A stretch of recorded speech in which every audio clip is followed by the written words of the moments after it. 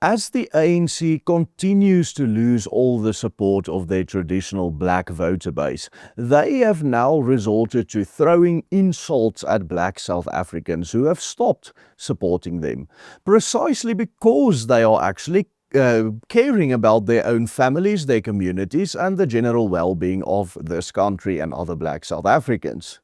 But as the ANC and its ideological bedfellows are becoming more and more desperate, the way in which they are distancing themselves from the disillusioned voter base that they once had out of the black citizens of this country is becoming increasingly vile. Now, the Desmond and Leah Tutu Foundation, a think tank closely linked to the ANC's elite power structures, has even gone as far as to accuse the founder of a new black civic rights organization, the South Africa First Forum, of promoting the same ideology which led to the Nazis committing the genocide of Jews during the Second World War.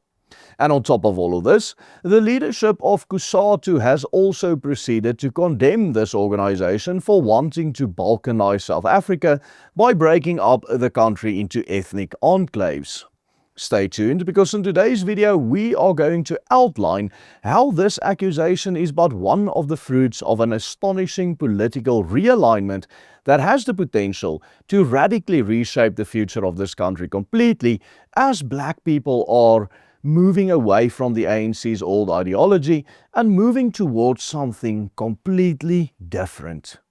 First, it started happening gradually and slowly, and now it is escalating. Black South African patriots, members of the black tribes who have lived in this part of the world for centuries and actually have a connection to this land, are now forsaking their traditional big Pan-Africanist powerhouses like the ANC and its daughter parties such as the EFF. Julius Malema used to enchant the black youth and the black masses of this country with his powerful rhetoric. But now that he has fallen from grace, he has resorted to just shouting at them. Stop saying Namibians are taking your jobs. If we remove the borders, we are going to be unemployed. Hey, you are unemployed now with your border. You'll also have to search high and low to find anyone in this country of any race that is still enthusiastic about Cyril Ramaphosa's leadership in the ANC. At the moment, all Ramaphosa seems to be concerned about is surviving until next year's election, where his successor will be elected. At most, Ramaphosa now has 15 more months left at the helm of the ANC to sit around and do much more of nothing. According to the latest polls, nearly half of black voters in this country believe the country would be better off if Ramaphosa could be ousted as president, with around a quarter saying it would make no difference whatsoever. Today, only 20% of black voters still believe Ramaphosa or the ANC is a good leadership for this country. Both the ANC and the EFF are seeing their support plummet, with black South African patriots flooding to Zuma's MK party. And now, two new black civil rights organizations that stand for policies that are far more popular among the South African black masses are rapidly rising to the force and rallying the support of the masses. March for March and Operation Dudula, who are now suddenly the big players in the South African landscape, and they seem to dominate the news cycles. And these are organizations that just a few years ago didn't even exist.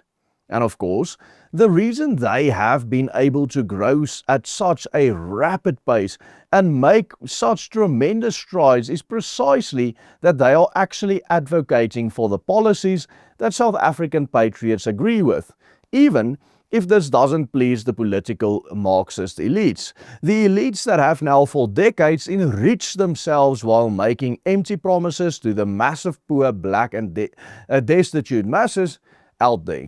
You see, Malema used to talk about the need for the land to return to the people who have lived here for hundreds of years, and which he described as indigenous in this part of the world. And yet, now he is advocating for open borders for anyone crossing from the north of our border, regardless of whether they have any historical or ancestral connection to the land that encompasses South Africa today whatsoever. And this in part might explain why Malema is becoming increasingly unpopular by the day. According to the latest polls, roughly 2/3 of all voters agree that foreign immigrants are the primary cause of unemployment, because, as they believe, the foreigners take jobs that should belong to South Africans. But even more telling is the fact that 75% of black voters, that is 3 out of every 4, agree that if the government fails to remove the foreign immigrants, communities are entitled to identify them and remove them by themselves by force, as they also have effectively done over the past 4 months, with more than 250,000 African migrants returning to north of the border. Of course, this sentiment is not shared by either the ANC or the EFF, the two biggest parties, or two of the three biggest parties today when it comes to who gets the black votes in this country. And strikingly, these black South African nationalists who have been not only abandoned by the ANC and the EFF, but are also actively being condemned by their leadership every day as xenophobic, are now seeking an alliance with the very same scapegoat that the ANC and the EFF have built their entire political narratives around, and indeed their entire political existence on: the white Afrikaner nationalist people. This week, news broke of the Afrikaner-based civil rights organization AfriForum establishing a collaborative working group with March and March, the organization led by Jacinta Nkobezi Zuma, and whose membership is heavily based on the Zulu population of KwaZulu-Natal.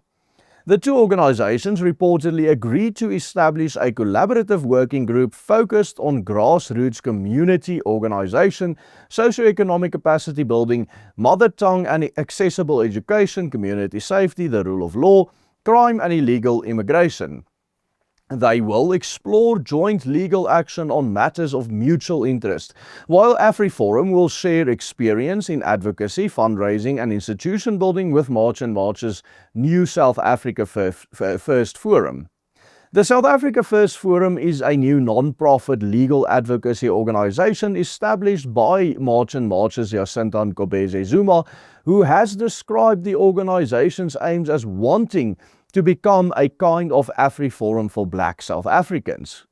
One of the core reasons for taking this route is the fact that Nkobezi Zuma herself has repeatedly claimed that parties like the EFF and the ANC have failed and abandoned black South Africans by refusing to prioritize them in employment and public services, while the EFF's borderless pan-Africanist Marxism perpetuates the same citizen-last approach.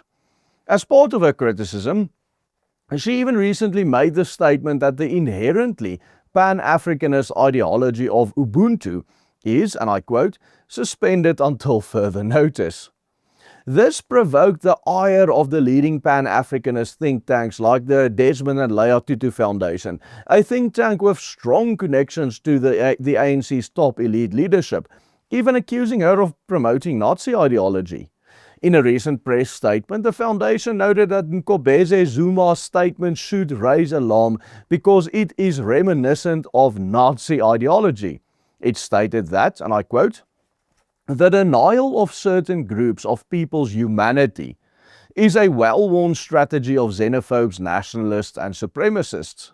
The Nazi referred to the Jews as Untermenschen and Schädlinge, subhumans and vermin, to justify the Holocaust by proclaiming Ubuntu suspended. Nkobezi Zuma is selling the poison chalice of human superiority and inferiority. She is telling her followers that vengeance, victimization and ethno-nationalist hatred are permissible against certain groups of people." In other words, according to the foundation, her rhetoric follows the same underlying logic as neo-Nazism by dividing people into those whose interests and humanity deserve protection and those who do not. It argues that suspending Ubuntu towards foreign Africans normalizes their treatment as inferior and threatening the outgroup against whom intimidation and collective punishment became permissible. In this interpretation, Nkobese Zuma is promoting the same kind of dehumanization tactics historically employed by Nazis and contemporary neo-Nazi movements, according to them.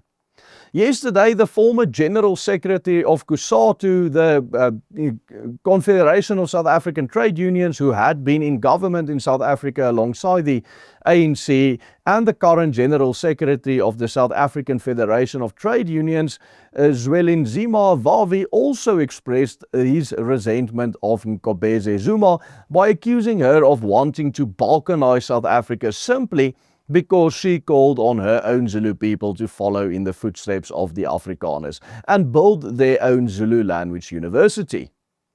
The ANC and EFF elites are clearly concerned with the actions of the leader of an organization which had managed to mobilize more than 50,000 active participants within the first few months of its existence, and whose policies are supported by the vast majority of this country's black electorate. On this channel, we are not afraid to expose and criticize the destructive narratives promoted by the likes of Cyril Ramaphosa, Julius Malema, and their ideological bedfellows like the Tutu Foundation. Desmond Tutu may have been glorified by the mainstream media and those who share the interests of the political establishment of the ANC, but we as professing Christians condemn Tutu's Ubuntu ideology, which was in part based upon a rejection of the most basic truths of the gospel. But again, my dear friend, when we say Jesus Christ ascended into heaven, you don't believe that he got a kind of ecclesiastical lift that took him into the stratosphere. Why don't I believe that? You already, in your mind, if you are a thinking Christian, realize that this is language that is being used figuratively. When we speak even about the resurrection of Jesus Christ, it is not the revivification of a corpse. Yes. It is speaking about a tremendous reality that Jesus Christ is risen, his life. He doesn't believe in the resurrection, and he doesn't believe in the ascension. We know that the political elites of the day are desperate to cling on whatever powers they still can, even as these parties collapse before our own eyes. Help us continue our work to grow this channel by becoming a patron of the Willem Petsche Group today. Simply follow the easy steps on the banner below and support us in this fight so that we can build a better future for our children. You can also rely on us to cover every aspect of how this new alliance between AfriForum and the South Africa First Forum unfolds in the future, and if it does in any way have an impact on the political landscape of this country. We will be the first to let you know. In a recent video, we also highlighted how the same Zulu nationalism underpinning the support for an organization such as March and March is completely reshaping the political landscape in KwaZulu-Natal as a province. You can check out that full analysis by clicking on this link appearing on your screen right here. Thank you for tuning in to watch today's video right up until the very end. Thank you for the gift of your time, and a special thanks to all of our patrons for making these videos possible. Goodbye and God bless.